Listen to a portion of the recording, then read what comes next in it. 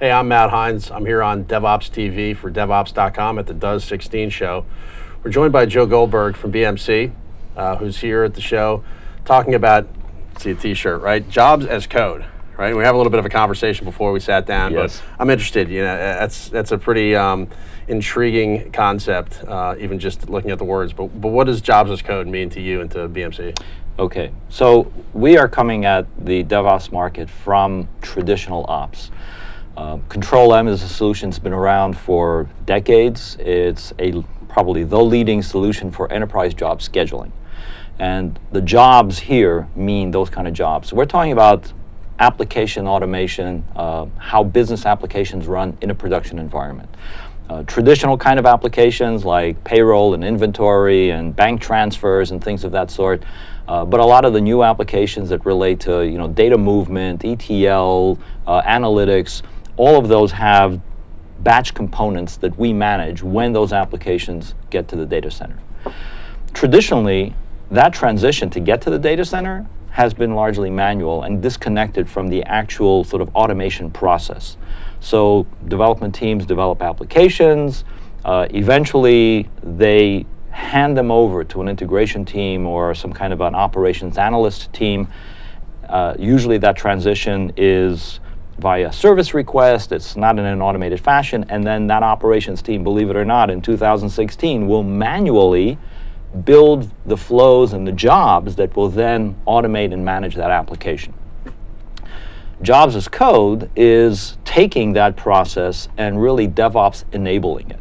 So we have provided the ability for development and engineering people to be able to define those flows in a simple notation, not to have to use GUIs, which is kind of the standard today. Sure. To be able to define it specifically in JSON, to be able to store it with the rest of their application artifacts. So, if you think about our stuff as really being sort of the automation instructions, much like, or the instrumentation for an application, much like Java is the business logic. Mm-hmm. So we really want to kind of attach ourselves to that model. The way you manage your code, the way you write it, the way you then automatically build it, the way you then test it by provisioning infrastructure and running it against the middleware and supporting components that have to run your application.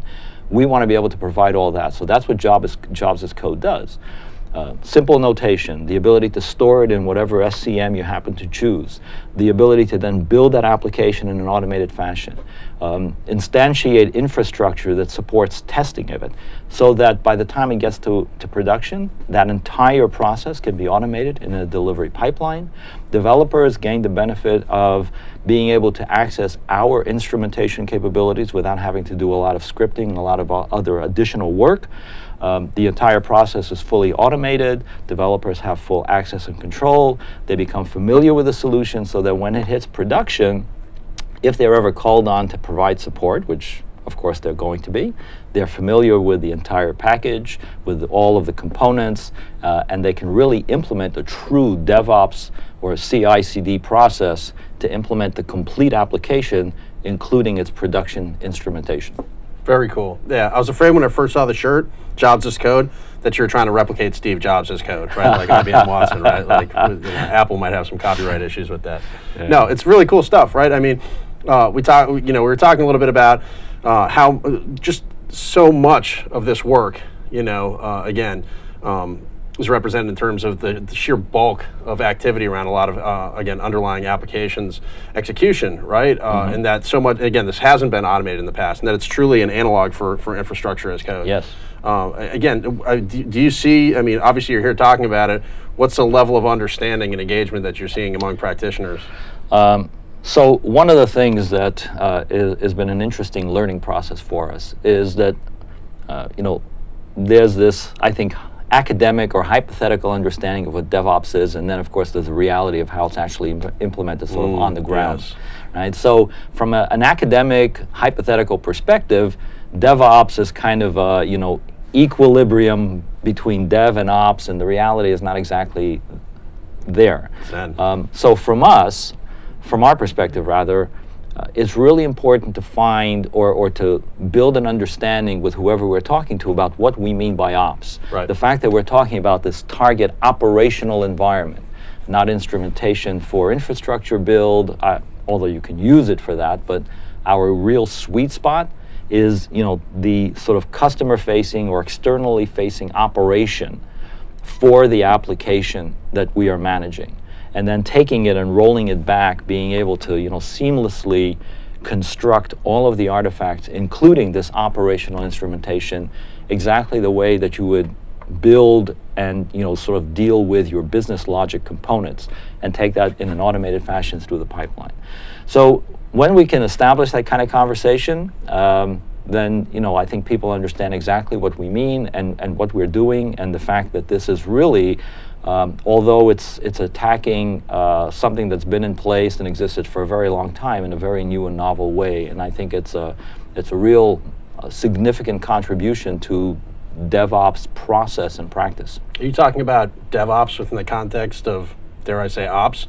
Right, we were joking about this a little bit before we sat down, right? There's so much focus on dev within DevOps these days about really just enabling engineering from the development side.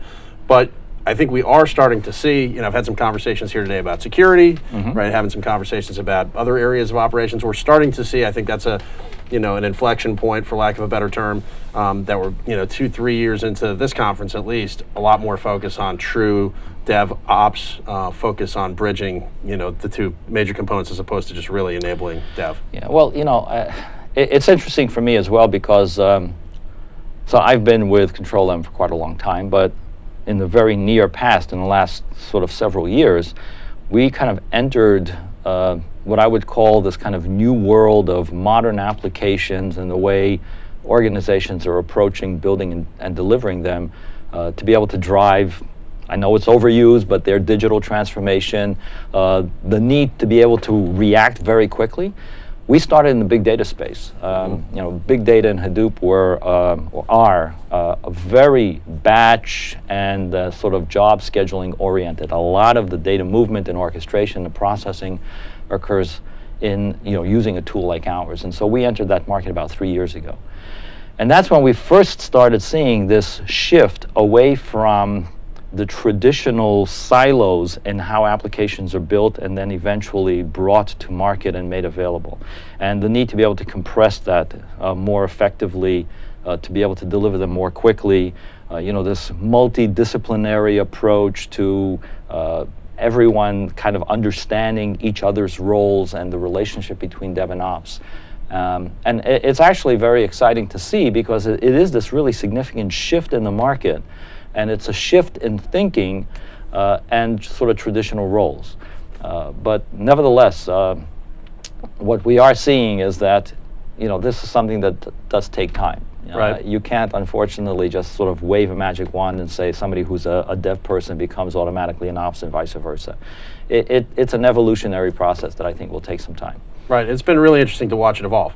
Right. Yes. And I think you're right. There is, we had to start in dev if we're shifting stuff left.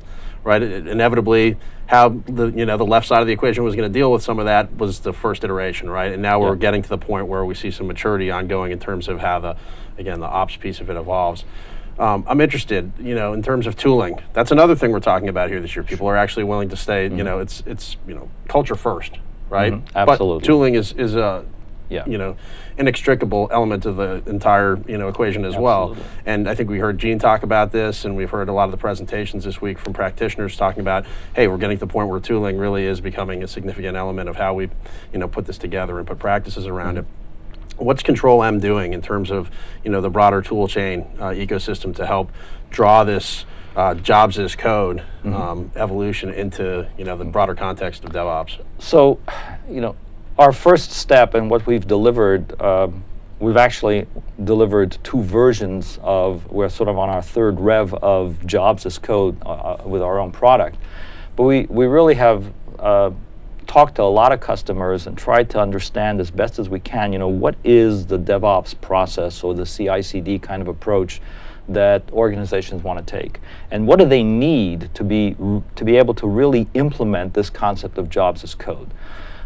So in what we have today, we've already provided a way, as opposed to having to use GUIs and traditional capabilities, we have but when I say DevOps enabled, what I mean is that we've provided a simple text notation. We happen to have chosen JSON to define the artifacts, if you will, that make up our jobs.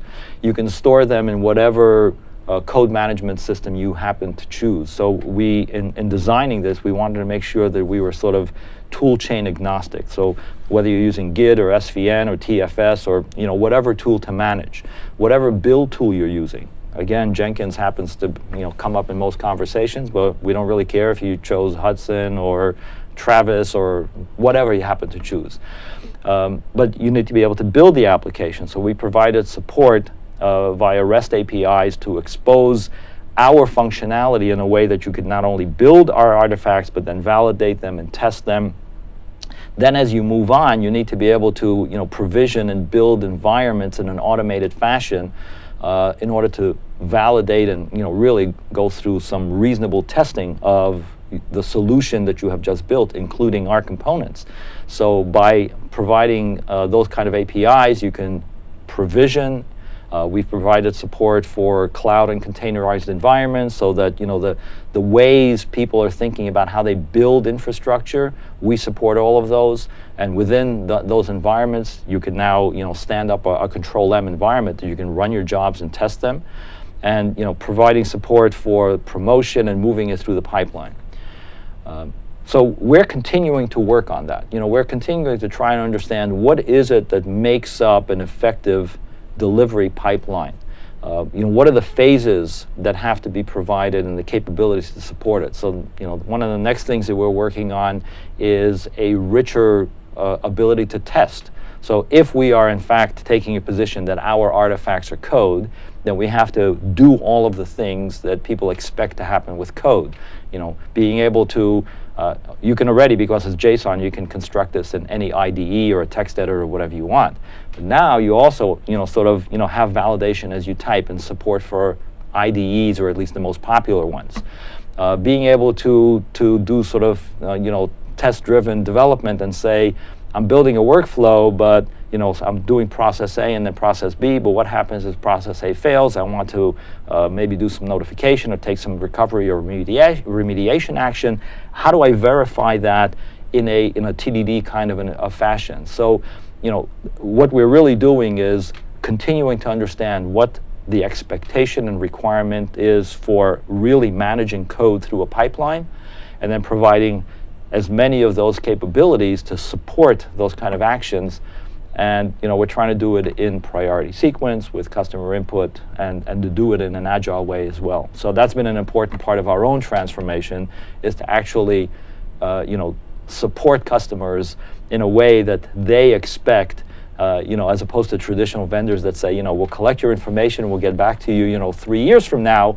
Instead, we're actually working with customers within a week or two, if they have a major requirement of us and our tooling today, we can actually turn it around and provide them at least initial capabilities that they can verify that we're going in the right way.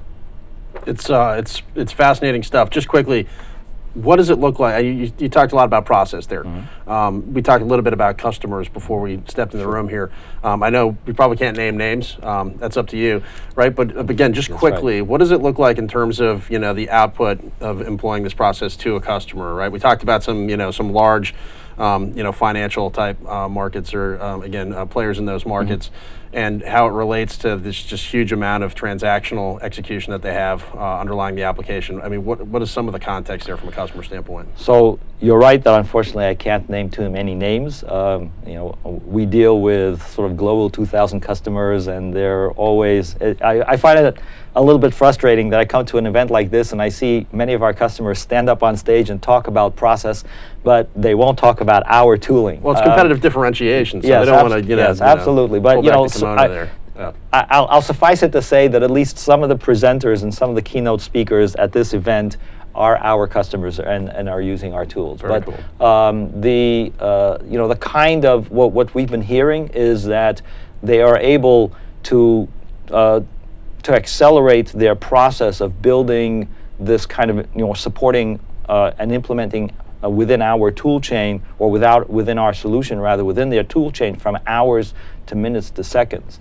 There's one we're an exhibitor here, and then on our rolling PowerPoint deck that we have behind us that says, one of the, I think, global 15 retailers or something like that, and their experience was that they had a process in place that took them 3 hours to make a change to a production job.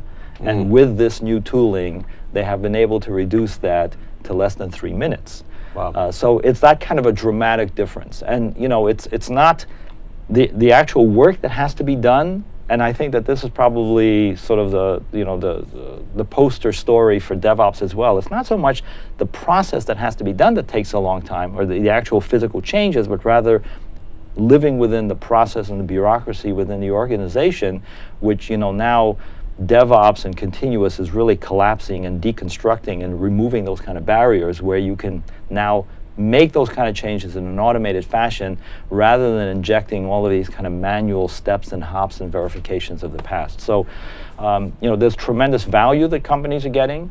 I think that those are the kind of stories that kind of build the momentum for DevOps in general, but certainly from our perspective that are, very satisfying for us to see that, we've kind of embarked on this path with our customers.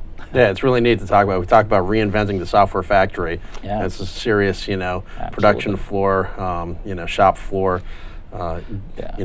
machinery that's getting reinvented here. So great to talk to you, Joe. Thanks for joining us here today. Thank you very much. Again, Matt Hines here with DevOps TV at the DOES 16 conference for DevOps.com. Thanks for joining us.